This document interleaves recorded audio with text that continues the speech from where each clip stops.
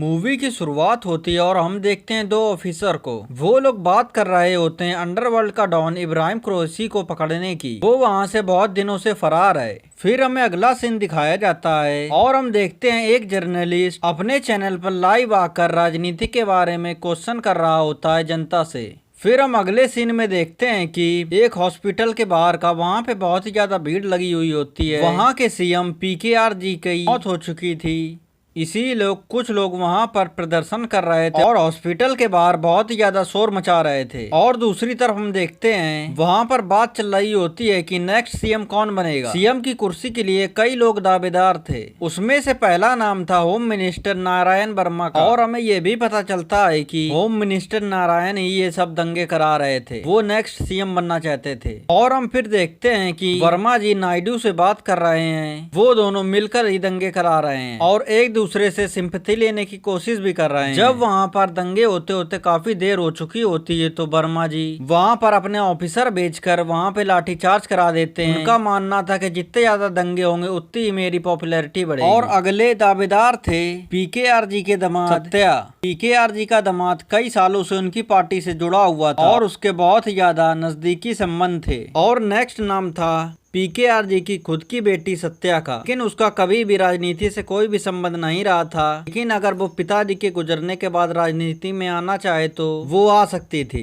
अगले सीन में हम देखते हैं पीकेआर जी के यहाँ सभी लोग आए हुए होते हैं और वहीं पर सत्या कहती है कि सब आ जाए, मुझे कोई भी दिक्कत नहीं, लेकिन यहाँ पर ब्रह्मा नहीं आना चाहिए। ब्रह्मा के बारे में कहा जाता था कि बहुत ही डेंजरस आदमी था, ये पीकेआर जी के साथ कुछ ही दिन पहले जुड़ा था, लेकिन इसने अपनी इतनी अच्छी पहचान बना ली थी कि ये कुछ भी कर सकता था। वो पार्टी से जुड़ने से पहले वो दुबई में कुछ इनलीगल काम किए करता था। वो काम क्या करता था किसी को भी नहीं पता था। जैसे ही पीकेआर के घर में ब्रह्मा की गाड़ी आती है तो उसको रास्ते में ही रोक लिया जाता है। ब्रह्मा से कहा जाता है कि यहाँ से गाड़ी नहीं जा सकती, तो ब्रह्मा गाड़ी से उतरकर पैदल ही जाने लगता है और पीकेआर जी को श्रद्धांजलि देता है और फिर वो वहाँ से चला जाता है। नेक्स्ट सीन में हम देखते हैं कि सत्यदेव और वर्मा सीएम के इलेक्शन के लिए फंड की जुगाड़ करने जा रहे होते हैं।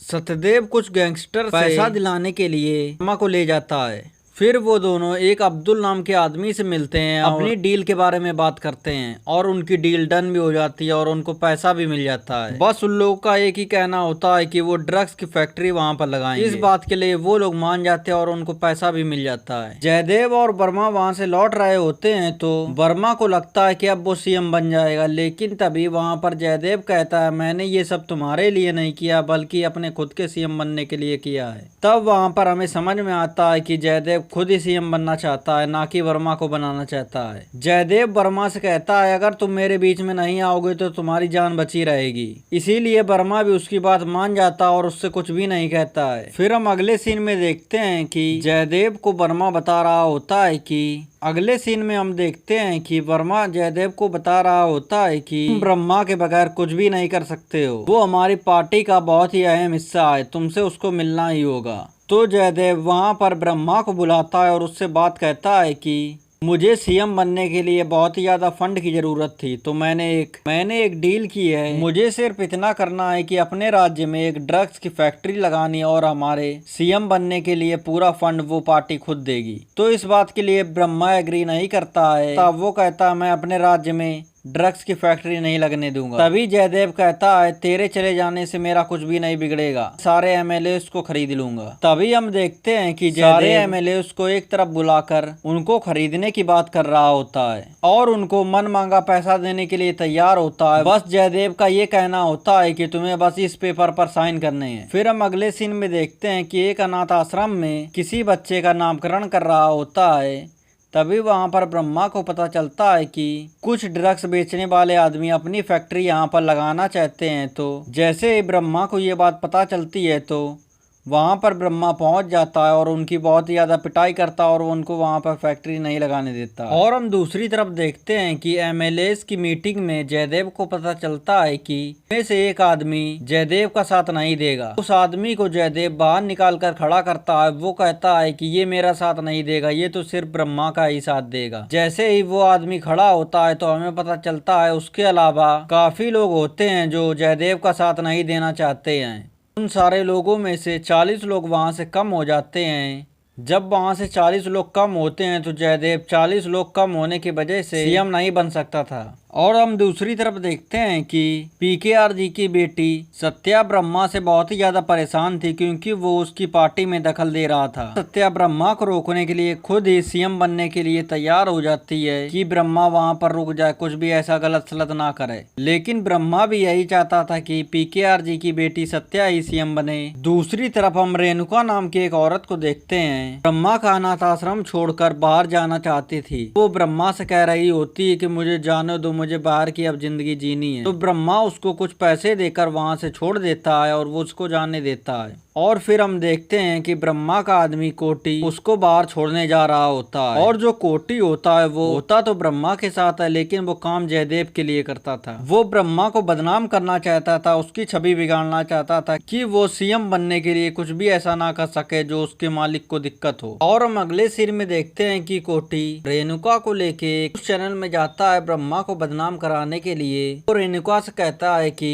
तुम्हें को कहना होगा कि माँ तुम लोगों का यूज करता था और उस अनाथ आश्रम में तुम लोगों को बहुत ही ज्यादा दिक्कत होती थी। तो रेणुका आके न्यूज चैनल पर ये बातें कह देती है। इस वजह से ब्रह्मा को एसपी वहां पर गिरफ्तार कर लेता है और ब्रह्मा जेल चला जाता है। हम अगले सीन में देखते हैं कि ब्रह्मा से जयदेव मिलने जेल में आया हुआ होता है। जयदेव जब ब्रह्मा से जेल में मिलने आता है तो जयदेव ब्रह्मा से साथ देने की बात करता है, लेकिन ब्रह्मा उसकी बात नहीं मानता और उसको वहां से भगा देता है। तभी वहां पर जेल में ब्रह्मा के पास एक कॉल आता है। वो उसके एक खास आदमी मासूम भाई का कॉल होता है। मासूम भाई से ब्रह्मा कहता है कि तुम्हें सही टाइम आने पर याद किया जाएगा। तभी वहां पर जयदेव ब्रह्मा को जेल में मारने के लिए कुछ गुंडे भेजता है, लेकिन ब्रह्मा उनको मार मार कर वहां से भगा देता है। और हम अगले सीन में देखते हैं कि रेणुका जो कुछ भी न्यूज चैनल में कह के आई थी उसके लिए बहुत ही ज्यादा उसको अफसोस होता है। वो कोटी से कह रही होती जो भी मैंने कहा है वो सब गलत था, मैं न्यूज चैनल में वापस जाकर कह दूंगी कि ये सब जो भी था वो सब गलत था। लेकिन कोटी उसको मना करता है। तो रेणुका उसकी बात नहीं मान रही होती है तो कोटी जयदेव के पास कॉल करता है और वो कहता है कि मुझे पासपोर्ट और टिकट का इंतजाम कर दो, मैं रेणुका को लेकर बहुत ही ज्यादा दूर चला जाऊंगा। लेकिन दूसरी तरफ से जयदेव कोटी से कहता है कि तुम बच्चे और रेणुका को मार दो, लेकिन कोटी उसको नहीं मार सकता था क्योंकि उसका खुद का ही वो बच्चा था। फिर हम अगले सीन में देखते हैं कि वर्मा नायडू से बात कर रहा होता है कि तुम मुझे अपने एमएलए दे दो और मेरी पार्टी पावर में आ जाएगी। नायडू के एमएलए को खरीदने के लिए जयदेव को कुछ पैसों की जरूरत थी। अब्दुल से जाकर कुछ ड्रग्स भेजने की बात करता है। अब्दुल जैसे ही ट्रक भरकर ड्रग्स भेज रहा होता है तभी मासूम भाई जाकर उन ड्रग्स को आग लगा देते हैं और उसको वहीं पर तहस नहस कर देते हैं। इस बात को सुनकर जयदेव और वर्मा की बहुत ही ज्यादा हालत खराब हो जाती है। वो कहते हैं कि ब्रह्मा तो जेल में, ये सब फिर किसने किया है। फिर हम अगले सीन में देखते हैं कि कोटी के पास एक आदमी आया हुआ होता है। वो और उसके बच्चे को मारने की बात कर रहा होता है। कोटी को लगता है ये जयदेव का आदमी है और लेकिन वो आदमी ब्रह्मा से फिर बात कराता है और वो कहता है कि ब्रह्मा कहता है कि इस बच्चे और इसकी माँ को दूर लेके चले आना और किसी के साथ अब ऐसा धोखा मत करना। ये बात सुनकर कोटी को बहुत ही ज्यादा अफसोस होता है। फिर हम अगले सीन में देखते हैं कि ब्रह्मा गोवर्धन को जेल में बुलाता है और उसको एक फाइल देता है। वो ये सारे एमएलए की फाइल है। इस फाइल में जितने भी एमएलए का नाम लिखा है उनका तुम्हें डेटा निकालना है कि ये कितने ज्यादा करप्ट हैं। लेकिन गोवर्धन की नजरों में तो ब्रह्मा ही एक करप्ट इंसान था और ब्रह्मा उसको बताता है कि मुझे भी लगता था कि पीकेआर जी बहुत ही ज्यादा ईमानदार थे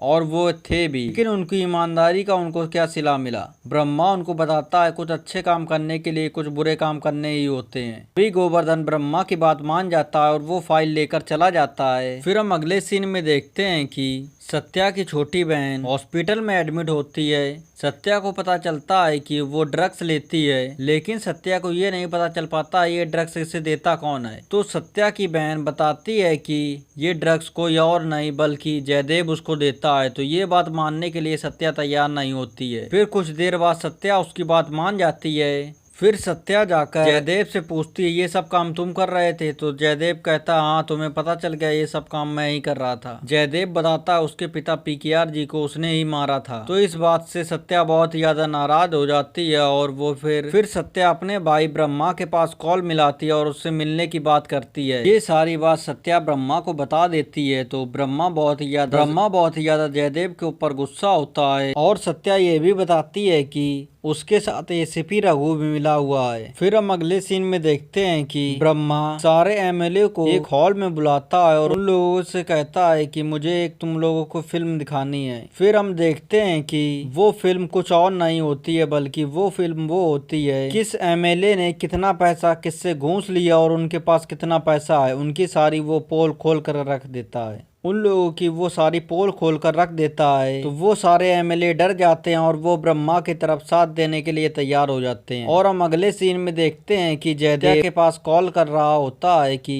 उसने सत्या की बहन को उठा लिया है और वो चाहता है कि सत्या कह दे कि वो जयदेव को अगला सीएम जयदेव को बनाना चाहती है। ये बात जैसे ही ब्रह्मा को पता चलती है तो वो सत्या की बहन जानवी को बचाने पहुंच जाता है अपने दोस्त मौसीम भाई के साथ। वहां पे हम देखते हैं कि अब्दुल के साथ लूकस भी आया हुआ होता है। लूकस जैसे ही ब्रह्मा को देखता है वो अपने सारे हथियार डाल देता और वो कहता है कि ये हम लोगों के सब गॉड हैं। ये का नाम है इब्राहिम कुरैशी। फिर हमें पता चलता है जो ऑफिसर अंडरवर्ल्ड के डॉन को ढूंढ रहे हैं वो कोई और नहीं बल्कि ब्रह्मा है। ये बात सुनकर जयदेव बहुत ही ज्यादा डर जाता है और बहुत ही ज्यादा परेशान हो जाता है। वो ब्रह्मा के ऊपर हमला करने लगता है, लेकिन ब्रह्मा और मौसीम भाई दोनों ही उसको मार देते हैं और इसी के साथ मूवी यहीं पर ख़त्म हो जाती है। अगर आपको हमारी ये वीडियो पसंद आई है तो हमारी वीडियो को लाइक करें और चैनल को सब्सक्राइब करें। और अगर आप विक्रम वेदा की एक्सप्लेनेशन वीडियो देखना चाहते हैं तो इस पर क्लिक करो।